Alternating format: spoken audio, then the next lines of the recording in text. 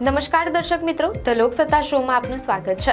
આપણે અવકાશના એક રોમાંચક અને દુર્લભ નજારાની વાત કરવાના છીએ। આ મહિને આપણી પૃથ્વી પાસેથી એક નહીં પણ બે લાંબા ગાળાના ધૂમકેતુઓ પસાર થવાના છે, જેના પર વૈજ્ઞાનિકોની નજર ટકેલી છે। આ ધૂમકેતુઓના નામ છે C2025 A6 લેમન અને C2025 R2 સ્વાન। આ બંને ધૂમકેતુઓ સૂર્યની આસપાસ લાંબા ગાળાની લંબગોળ ભ્રમણ કક્ષામાં ફરે છે અને હાલમાં તેઓ દૂરબીન અથવા ટેલિસ્કોપ વડે જોઈ શકાય છે, જે અવકાશ પ્રેમીઓ માટે એક અદ્ભુત તક છે। મીડિયા અહેવાલો અનુસાર બંને ધૂમકેતુઓની શોધ નવા વર્ષની આસપાસ થઈ હતી। C2025 A6 લેમનને પહેલીવાર 3 જાન્યુઆરી 2025ના રોજ જોવામાં આવ્યો હતો, જ્યારે C2025 R2 સ્વાનને 10 સપ્ટેમ્બર 2025ના રોજ પ્રથમવાર જોવામાં આવ્યો હતો। આ ધૂમકેતુઓ અન્ય સામાન્ય ધૂમકેતુઓથી અલગ છે, કારણ કે તેમની ભ્રમણ કક્ષા ખૂબ લાંબી છે, જે 200 વર્ષથી વધુ સમય લેશે। જો તમને આ પૂંછડિયા તારાઓને જોવામાં રસ હોય તો તેને જોવાનો સમય નક્કી છે। સ્વાન ધૂમકેતુને સૂર્યાસ્ત પછી તરત જ સાંજે જોઈ શકાશે, કારણ કે તે સૂર્યથી દૂર જઈ રહ્યું હશે। બીજી તરફ લેમન ધૂમકેતુને સૂર્યોદય પહેલા જ જોઈ શકાય છે। હાલમાં આ બંને ધૂમકેતુઓ પૃથ્વીને ધ્યાનમાં રાખીને સૂર્યની નજીક આવી રહ્યા છે, જેના કારણે તેમની તેજસ્વીતા વધી રહી છે અને તેમને જોઈ શકાય છે। ફોટોગ્રાફ્સમાં આ બંને ધૂમકેતુઓ તેમની આસપાસ લીલા પ્રકાશના વાદળ અને લાંબી પૂંછડી સાથે સમાન દેખાવ ધરાવે છે। આજે આપણે આ ધૂમકેતુઓ ક્યારે પૃથ્વીની સૌથી નજીક આવશે, તેમને કેવી રીતે શોધી શકાય, તેમની રચનાનું વૈજ્ઞાનિક મહત્વ શું છે અને શા માટે ખગોળશાસ્ત્રીઓ આ દુર્લભ ઘટનાથી ઉત્સાહિત છે, તેના પર વિગતવાર વાત કરીશું। આ ઘટના આપણને આપણા સૌરમંડળની ઉત્પત્તિના રહસ્યોને સમજવામાં મદદ કરી શકે છે। ખગોળશાસ્ત્રીઓ માટે આ મહિનો ખૂબ જ મહત્વપૂર્ણ છે, કારણ કે આ ધૂમકેતુઓ પૃથ્વીની સૌથી નજીક આવવાના છે।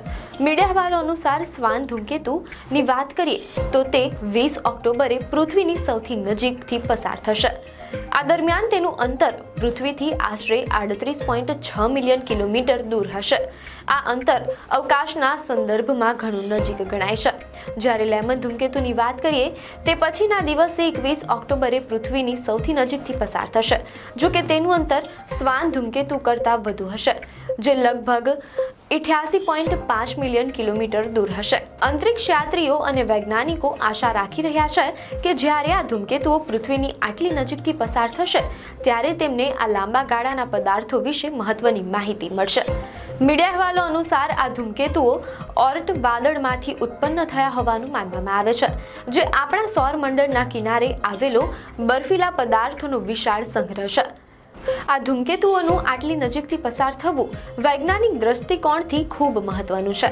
એવું માનવામાં આવે છે કે સ્વાન અને લેમન ધૂમકેતુઓ અબજો વર્ષો પહેલા સૌરમંડળની રચનાની શરૂઆતમાં ગુરુ અને શનિ ગ્રહની આસપાસ રચાયા હશે। ત્યારબાદ ગુરુત્વાકર્ષણ બળોને કારણે તેઓ સૌરમંડળની બહારના ઓર્ટ વાદળમાં ફેંકાઈ ગયા હશે। આ લાંબા સમય દરમિયાન તેઓ એકદમ થીજી ગયેલી સ્થિતિમાં રહ્યા હોવાનું માનવામાં આવે છે। તેઓ હવે જેમ જેમ સૂર્યની નજીક આવી રહ્યા છે તેમ તેમ તેમના પરનો બરફ પીગળી રહ્યો છે અને તેમાંથી પદાર્થો મુક્ત થઈ રહ્યા છે। આ પીગળતા બરફમાંથી નીકળતા પદાર્થો એવા હોઈ શકે છે જે સૌરમંડળની રચના બાદ ભાગ્યે જ જોવા મળ્યા હોય। આ બર્ફીલા કણો અને વાયુઓના અભ્યાસથી વૈજ્ઞાનિકોને સૌરમંડળની ઉત્પત્તિ સમયે પદાર્થો કેવા હતા તે વિશે અમૂલ્ય માહિતી મળી શકે છે। આ રીતે આ ધૂમકેતુઓ સમયના કેપ્સ્યુલ સમાન છે। ખગોળશાસ્ત્રીઓ અને વિજ્ઞાનીઓ સામાન્ય લોકોને પણ આ અદ્ભુત નજારો જોવાની સલાહ આપે છે, કારણ કે આ એક દુર્લભ તક છે। મીડિયા અહેવાલો અનુસાર આ ધૂમકેતુઓને જોવાની શ્રેષ્ઠ રીત એ છે કે દૂરબીન અથવા ટેલિસ્કોપનો ઉપયોગ કરવો। સૌથી મહત્વપૂર્ણ સલાહ એ છે કે તમારે શહેરના પ્રકાશથી દૂર સંપૂર્ણ અંધારું હોય તેવા વિસ્તારમાં જવું જોઈએ। જેમ કે લેમન ધૂમકેતુ હાલમાં ઉત્તર ગોળાર્ધમાં જોવા મળી રહ્યો છે, પરંતુ તે નવેમ્બર અને ડિસેમ્બરમાં સૂર્યની પાછળ છુપાઈ જશે, તેથી આ મહિનો જ તેને જોવાનો શ્રેષ્ઠ સમય છે।